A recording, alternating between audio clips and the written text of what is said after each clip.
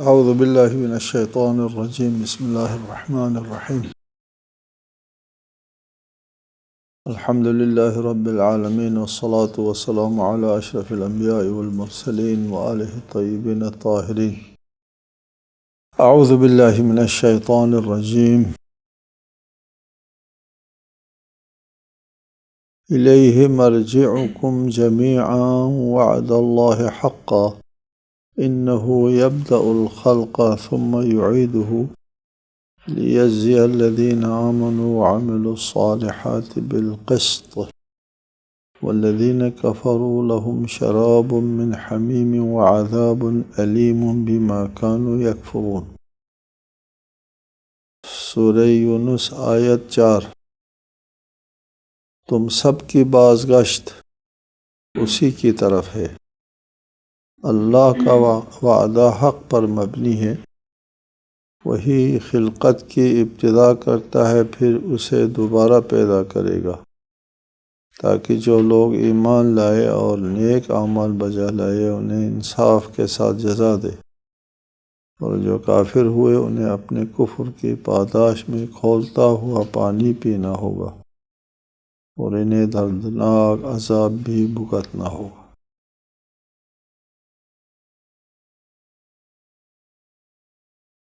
سلسلہ کلام ہے۔ آیت چونکہ مکی ہے، مکی مضامین کفر و شرک اور منکرین معاد کے ساتھ مربوط ہوا کرتے ہیں۔ اس سے پچھلی آیت میں اللہ تعالیٰ کے مدبر کائنات ہونے کے سلسلے میں فرمایا ثم استوى على العرش يدبر الامر ما من شفیع الا من بعد اذنہ۔ اس جملے میں بھی مشرکین کے ایک عقیدے کا رد ہے جو کہتے تھے کہ یہ بت جو ہے وہ شفعاؤنا، اللہ کے نزدیک ہماری سفارش کرنے والے۔ ما من شفیع الا من بعد اذنہ، شفاعت سارا کا سارا اللہ تعالیٰ کے ہاتھ میں ہے۔ اللہ سے ہٹ کے از خود کوئی شفیع نہیں بن سکتا۔ شفاعت کے لیے دو شرط ہے، ایک اللہ کی طرف سے اجازت ہو، اور دوسری شرط ہے جس کی شفاعت کرنا ہے وہ اللہ کا پسندیدہ شخص ہو۔ الا من ارتضی، اللہ کے خوشنودی جس کو حاصل ہے اس کو شفاعت ملتی ہے، اس کی کوتاہی، ان کی گناہوں اور اس کے جو خامیاں ہیں ان کو دور کرنے کے لیے شفاعت کی اجازت مل جاتی ہے اچھے لوگوں کے لیے۔ مشرکین نہ خود اللہ کے پسندیدہ لوگ ہیں، نہ ان بے شعور بے جان بتوں کو کوئی اجازت مل سکتی ہے، اس کا اہل ہی نہیں۔ ذالکم اللہ ربکم فاعبدوہ افلا تذکرون۔ الیہ، اس کے بعد ارشاد فرمایا الیہ مرجعکم، تمہارا رب اللہ ہے اور اسی کی بندگی کرو اور اسی کی عبادت کرو، چونکہ اسی کے پاس تم نے جانا ہے، اسی کی طرف تمہارا جائے رجوع ہے، اللہ کے پاس تم لوگوں نے جانا ہے۔ اس کائنات کی ساخت، اس کی فطرت، اس کی جبلت اور اس کی خلقت کے اندر جو طبیعت اور مزاج ودیعت ہے، اس کے تحت خواہ اور ہر صورت میں اللہ کے پاس جانا ہوتا ہے۔ بعض مفسرین نے تشبیہ دی ہے کہ جس طرح ایک پتھر جو ہے وہ زمین کی طرف جو ہے گرا دیا جاتا ہے تو اس کو خواہ زمین تک آنا ہوتا ہے۔ اس کی طبیعت اور جو اس کے اندر جو ثقل ہے، وزن ہے، اس کا تقاضا اور زمین کی کشش کا تقاضا یہ ہے کہ یہ نیچے گرے اور زمین تک آئے۔ کل کائنات کے ساخت بافت اسی طرح ہے کہ بالآخر اللہ کے پاس جائے اور کوئی راستہ نہیں ہے۔ لا يمكن الفرار من حکومتک لا مفر منک الا الیک، کوئی بھاگنے کا راستہ نہیں ہے اللہ سے، نہیں بھاگ سکتا، اللہ کی طرف بھاگ سکتا ہے۔ اسی مطلب کو ایک اور آیت میں ارشاد فرمایا، یا ایھا الانسان انک کادح الی ربک کدحا فملاقیہ، اے انسان تو اپنے رب کی طرف مشقت سے جا رہا ہے۔ ہم ہر لمحہ ایک فاصلہ طے کر رہے ہوتے ہیں اللہ کے پاس جانے کے لیے۔ ہر لمحہ ہمارا سفر ہے، ارتقائی سفر ہے، ہم کو اللہ کے پاس جانا ہے۔ ہماری زندگی کا جو مشن ہے، پروگرام ہے، سلسلہ ہے، اس کو 2 لفظوں میں بتایا، انا للہ و انا الیہ راجعون۔ اللہ کے لیے ہم ہیں یہاں پر اور اسی کے پاس جانا ہوتا ہے۔ ہر لمحہ ہم ایک سفر طے کر رہے ہوتے ہیں۔ انک کادح الی ربک، مشقت و محنت کے ساتھ اپنے رب کی طرف جا رہے ہو۔ الیہ مرجعکم، تم کو ہر صورت میں اللہ کے پاس پہنچنا ہے اور کوئی راہ فرار نہیں ہے۔ ممکن نہیں ہے کہ ایک انچ ادھر ادھر ہو سکے، اسی لائن پہ جانا ہوتا ہے۔ اللہ کے پاس جانا ہے، اللہ کے پاس جانا، الیہ مرجعکم، پاس جانا کیا مطلب ہوتا ہے؟ جو اللہ تعالیٰ نے جو نظام قائم کیا ہے آخرت کی زندگی، وہاں پر اللہ کے حضور حساب و کتاب کے لیے جانا ہے، کہ وہاں براہ راست خدا خود حساب لے گا ہم سے۔ دعاؤں میں ہم کو کہنا ہوتا ہے وحاسبنی حسابا یسیرا، ہلکا حساب لیا کرو، اے اللہ مجھ سے میرا حساب ہلکا رکھو۔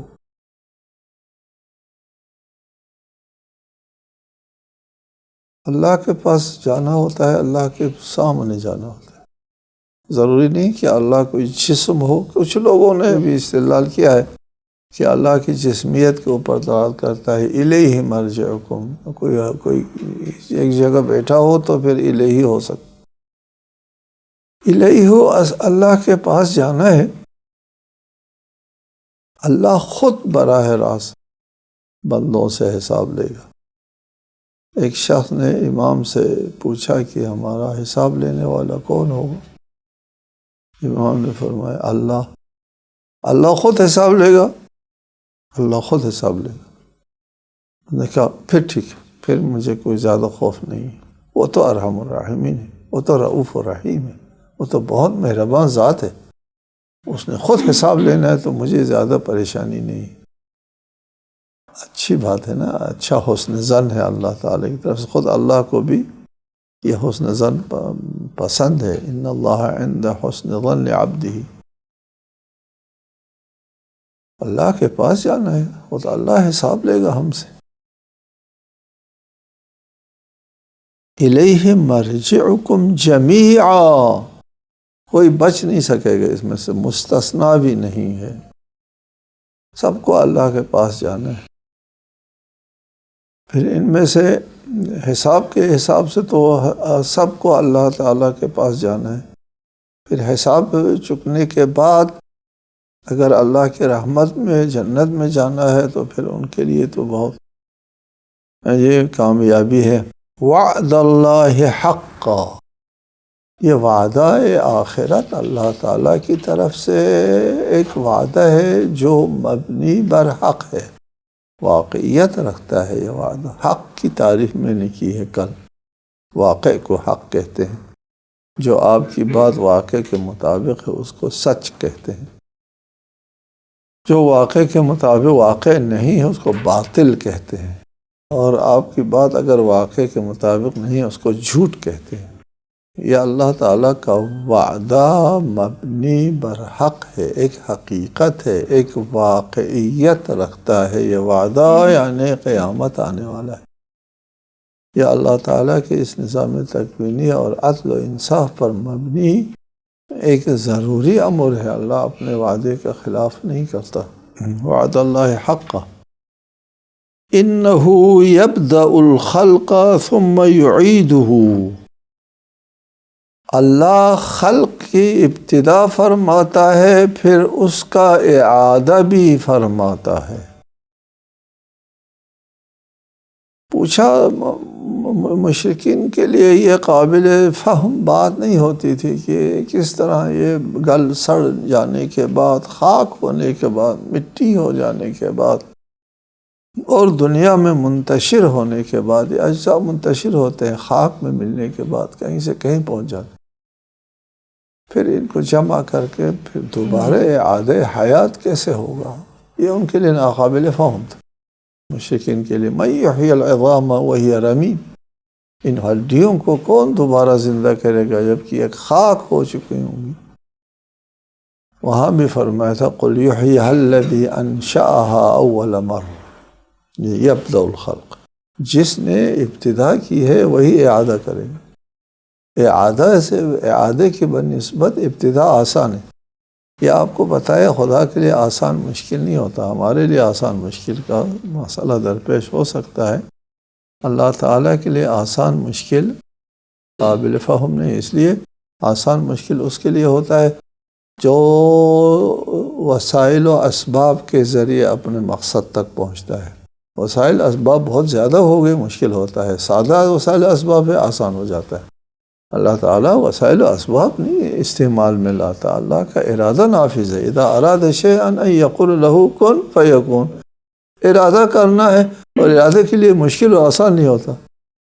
ایک چیز ہے قیامت کے دن لہم ما یشاؤون، جنت میں بھی ہمارا بھی ارادہ نافذ ہو جائے گا، ما یشاؤون ہو، وہاں بھی علل و اسباب استعمال نہیں کرنا پڑے گا، ارادہ کر لیا مل گئی چیز۔ اس کائنات میں اللہ تعالیٰ کا ارادہ چلتا ہے، اللہ کے لیے آسان مشکل نہیں ہے، تاہم ہمارے فہم کے مطابق ابتدا مشکل ہے بنسبت اعادے کے۔ اعادہ کرنا، پہلے سے ایک کام ہوا ہے اس کو دوبارہ بنانا مشکل نہیں ہے، شروع میں ایجاد کرنا، اختراع کرنا وہ مشکل کام ہے۔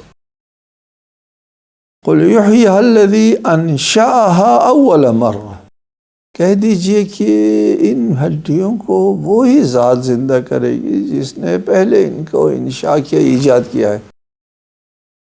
یہ لوگ بعید سمجھتے ہیں کہ ان اجزاء کو جو منتشر ہو گئی ہیں ساری دنیا میں پھیل گئی ہیں، کیسے اس کو جمع کر کے دوبارہ بنائے گی؟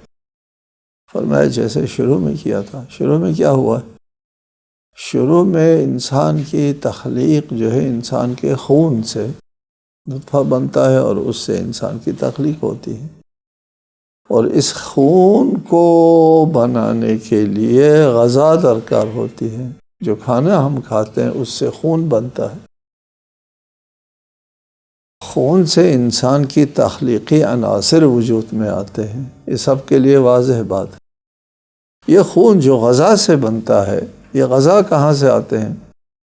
غذا آتے ہیں مثلا ہمارے کبھی تو امریکہ سے گندم آ جاتی ہے، ہمالیہ کے پہاڑوں سے پانی آ جاتا ہے، دیگر کھیتوں سے سبزی آ جاتی ہے، دنیا بھر سے یہ اجزاء جمع ہو کر کے آپ کے دسترخوان پر آ جاتے ہیں، آپ اس کو کھاتے ہیں اور اس سے انسان کی تخلیق ہوتی ہے۔ کما بدأکم تعیدون، جس طرح تم کو شروع میں بنایا تھا اسی طرح آئندہ بنایا جائے گا، منتشر اجزاء کو دوبارہ جمع کیا جائے گا۔ ایک روایت ہے اس کے تحت منتشر اجزاء کو جمع کرنے کی ضرورت بھی نہیں ہے، اور سائنسی تجربات کی روشنی میں بھی اعادہ حیات واضح ہو گئی۔ اب یہ مسئلہ نہیں رہا، تجربے میں بھی آ گیا اعادہ حیات کا امکان، اعادہ حیات ممکن ہے، یہ سائنسی تجربات میں بھی آ گیا ہے۔ لوگوں نے تجربہ کیا، بعض عناصر کو جلایا، خاکستر کیا اور اس کو کافی درجہ حرارت دیا، کئی ہزار درجہ حرارت میں رکھا اور زندگی اور اس کے آثار ختم کیا، اور بعد میں اسی خاک کے لیے جب زندگی کا ماحول فراہم کیا تو وہاں سے جناب علیہ حیات پھر دوبارہ ابھرنا شروع ہو گئی۔ مختلف جانور نکلنا شروع ہو گئے وہاں سے۔ یہ ایک تشریحاً کبھی ہم بتائیں گے آپ کو اس کے اوپر کہ سائنسی تجربات کی روشنی میں بھی اعادہ حیات مسئلہ نہیں رہا۔ اعادہ حیات جو ہے یہ ایک واضح مسئلہ ہو گیا۔ ہمارے ہاں کی روایات بھی ہے، شیعہ سنی دونوں مصادر میں ایک روایت موجود ہے۔ اس روایت میں رسالت مآب نے ارشاد فرمایا لیس من الانسان شیء الا یبلا، انسان کی کوئی چیز نہیں رہتی الا کہ وہ بوسیدہ ہو جاتی ہے۔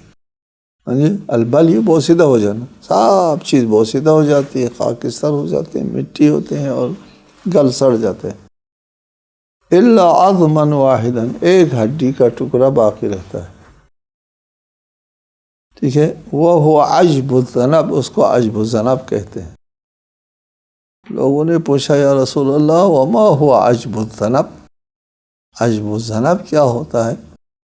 تو آپ نے فرمایا عجب الذنب جو ہے فإنها تبقى مستدیرة، عجب الذنب جو ہے وہ ایک حبۃ خردل یعنی رائی کے دانے کے برابر ایک چیز باقی رہتی ہے، اور پھر وہ دوبارہ اسی رائی کے دانے کے برابر ایک ذرے سے دوبارہ اعادہ حیات ہو جاتا۔ یہ صحیح بخاری کی روایت ہے۔ فرمایا ہمارے ہاں لا يبقى لحم ولا عظم الا طینتہ التي خلق منها، سوائے اس طینت کے جس سے شروع میں خلق ہوا تھا، وہ طینت برقرار رہتی ہے۔ اس کو عجب الذنب کہہ دے آپ، اس کو طینت کہہ دے، التي خلق منها، جسے شروع میں ابتدا میں تخلیق ہوئی تھی، اسی طینت، جس طینت سے وہ طینت باقی رہتی ہے، وہ فنا، اس کے لیے فنا نہیں ہے، وہ خاک کے جس ذرے کے ساتھ موجود ہے اسی ذرے سے دوبارہ اس کی تخلیق ہو جائے گی۔ معلوم نہیں ہے کہ اس کو ڈی این اے سے تعبیر کیا جا سکتا ہے یا نہیں کیا جا سکتا ہے، وہ اس کا ڈی این اے، مثال کے طور پر کہتا ہوں، میں نہیں کہوں کہ یہ ڈی این اے ہے عیناً، مثال کے طور پر اس کا ڈی این اے نہیں مرتا، مثال دیتا ہوں، یہ نہ سمجھے کہ میں عجب الذنب کی میں توجیہ و تفسیر ڈی این اے سے کر رہا ہوں، نہیں، بعنوان مثال کہتا ہوں عجب الذنب یا طینت۔ یہ ہمارے روایت میں طینت کہا ہے اور صحیح بخاری کی روایت میں عجب الذنب کہا ہے۔ طینت کہے یا عجب الذنب کہہ دے، عجب الذنب کیا ہے؟ حبۃ خردل، ان رائی کے دانے کی طرح کی چیزیں، طینت بھی اسی سے معنوں میں ہم لے سکتے ہیں۔ یہ ڈی این اے کی طرح کی کوئی چیز ہو سکتی ہے کہ انسان کی تمام اشیاء جو ہے وہ ختم ہو جاتی ہیں، مر جاتے ہیں، سوائے ایک طینت کے، سوائے عجب الذنب کے، سوائے ایک ڈی این اے کی طرح کی ایک چیز کے باقی رہتی ہے۔ اور سائنس نے بھی دیکھ لیا، کئی ہزار درجہ حرارت میں زندگی کو ختم کیا، تباہ کیا، اور دیکھا کہ وہ عجب الذنب موجود ہے، وہاں سے پھر اس نے زندگی نے سر اٹھانا شروع کر دیا۔ جی، کئی ہزار درجہ حرارت میں بھی وہ عجب الذنب نہیں مرا، وہ طینت نہیں مری، ٹھیک ہے، وہ ڈی این اے مثال کہتا ہوں، وہ اس کا زندہ رہا، اور اسی سے اعادہ حیات۔ جس نے سب سے پہلے اس طینت کو وجود دیا، اس کے لیے اسی طینت کو برقرار رکھنا کہ اس سے دوبارہ اگ آئے یہ انسان، یہ مشکل کام ہے اللہ تعالیٰ کے لیے۔ میں نے پہلے بتایا اللہ کے لیے مشکل آسان نہیں ہوتا۔ ہمارے فہم کے مطابق ایجاد اور اختراع مشکل ہے، اعادہ کوئی مشکل نہیں ہے، خصوصاً جب پہلے جس کی ایجاد ہوئی، جس کا اختراع و انشاء ہوا ہے، اس کے ایک چیز برقرار موجود ہو، اور وہ کبھی کسی بھی قیمت پر وہ چیز تباہ یا ختم ہونے والی چیز نہیں ہے، نابود ہونے والی چیز نہیں ہے۔ اس کو آپ عجب الذنب کہہ دیں، اس کو آپ طینت کہہ دیں، اس کو آپ ڈی این اے قسم کی کوئی چیز کہہ دے یا جو بھی نام دے دے. انه یبدأ الخلق، وہی خلقت کی ابتدا کرتا ہے. ثم یعیدہ، پھر اسی خلقت کا اعادہ فرماتا ہے. اعادہ فرمانا اللہ تعالیٰ کے اس نظام کائنات کے عادلانہ ہونے کے لیے ضروری ہے. کیوں اعادہ فرماتا ہے؟ اس دنیا میں ہم کو اللہ تعالیٰ نے وجود دیا، سب ایک جیسے نہیں ہوتے. کوئی ظالم ہوتا ہے، کوئی مظلوم ہوتا ہے، کوئی مقہور ہوتا ہے، کسی کا حق چھینا گیا، اور کوئی مطیع و فرما بردار ہوتا، کوئی شریف ہوتا ہے. کیا ہوتا ہے؟ سب ایک جیسے نہیں ہوتے. کہ اگر لوگوں کو پتہ چل جاتا کہ اللہ نے لوگوں کو کس طرح خلق کیا ہے تو کوئی کسی کی ملامت نہ کرتا. اس کی طینت اور اس کی جبلت، اس کا جینیٹک تقاضا مختلف ہوتا ہے. جین انسان کے خاصیتوں کا موجد وہی جینیٹک مسئلہ ہوتا ہے. ایک شخص خلیق ہے، ایک شخص بدخلق ہے، ایک شخص بخیل ہے، ایک شخص سخی ہے، ایک شخص مومن متدین ہے، دوسرا بہت ہی شریر فاسق آدمی ہے. وہ اس کے ڈی این اے کا تقاضا ہوتا ہے.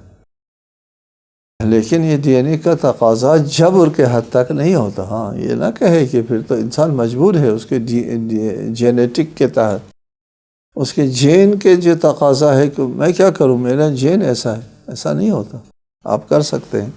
ہم نے یہ مسئلہ بھی آپ کے لیے قراراً بیان کیا ہے کہ انسان کے فطرت کل یعمل علی شاکلتہ، ہر شخص اپنے مزاج و طبیعت کے مطابق کام کرتا ہے.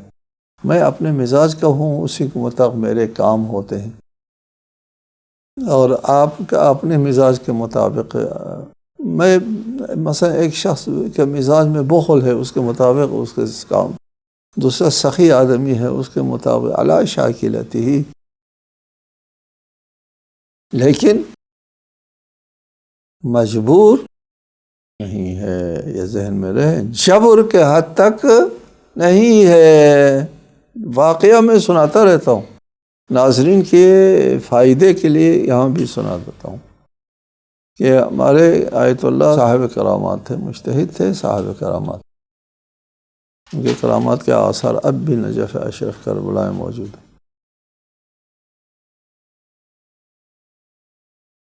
وہ تشریف فرما تھے. ایک شخص قیافہ شناس آیا کہ لوگوں کے چہرہ دیکھ کر کے ان کی طبیعت اور مزاج سمجھتا تھا. وہ شخص کہ آپ کس مزاج کے، آپ کس مزاج کے، آپ کس مزاج کے، چہرہ دیکھ کر پڑھتا تھا اشخاص کو.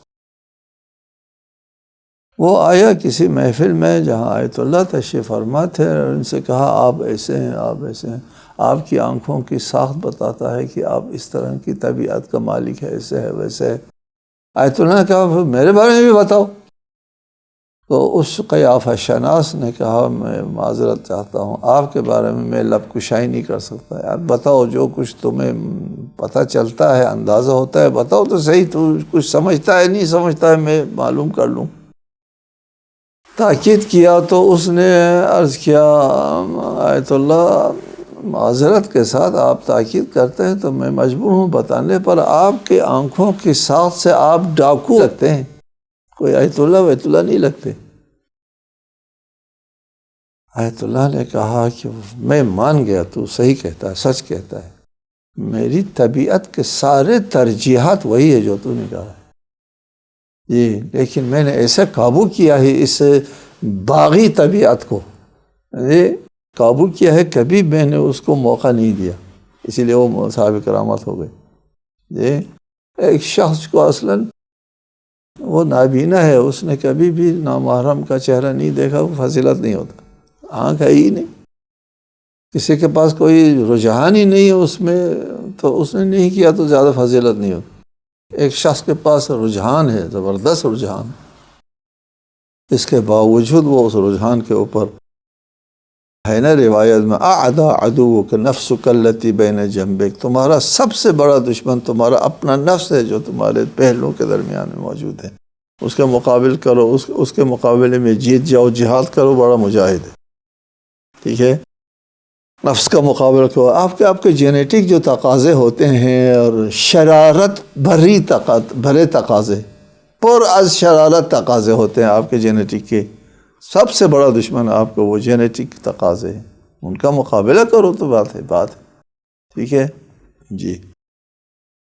انه يبدأ الخلق ثم يعيده ليجزي الذين آمنوا وعملوا الصالحات بالقسط، تاکہ ایمان اور عمل صالح والوں کو عادلانہ جزا دیا. ضروری ہے قیامت کا ہونا، اعادہ حیات کو ہونا جزائے اعمال کے لیے ضروری ہے. اور اگر اعادہ حیات نہیں ہے تو پھر یہ عبث ہو جائے گا. افحسبتم انما خلقناکم عبثا وانکم الینا لا ترجعون، یہ عبث ہو جائے گا اگر یہاں رجوع الی اللہ نہیں ہے، اعادہ حیات نہیں ہے. یہ زندگی ایک کھیل ہو جائے گی، ایک عبث اور بےہودہ بیکار سے کام ہو جائے گا. ضروری ہے بالقسط، عدالت الہی کا تقاضا یہ ہے کہ یہ اعادہ حیات ہو. والذین کفروا لهم شراب من حمیم وعذاب علیم بما كانوا یکفرون، اور کافر لوگوں کے لیے اپنے اعمال کی جزا جو ہے ان کو ملنا ہوتا ہے، جن کا قرآن میں ذکر کیا ہے کہ شراب حمیم ہے یعنی کھولتا ہوا پانی ہے، اور عذاب علیم دردناک عذاب ہے. یہ دردناک عذاب کس نے کیا؟ دردناک عذاب میں ایک بات کہا کرتا ہوں نا ہمیشہ کہ ان کے بما کانوا یکفرون، ان کے اپنے کفر کے پاداش، ان کا اپنا عمل جو ہے ان کو گرفت میں لے گا اور ان کی جان نہیں چھوڑے گا. لہٰذا کافر کے لیے ان کے کفر کا پاداش، اور مومن کے لیے اس کے ایمان کی جزا دینے کے لیے عادلانہ نظام اللہ تعالیٰ کا تقاضا یہ ہے. اللہ تعالیٰ کے عادلانہ نظام کا تقاضا یہ ہے کہ اعادہ حیات ہو. السلام علیکم ورحمۃ اللہ.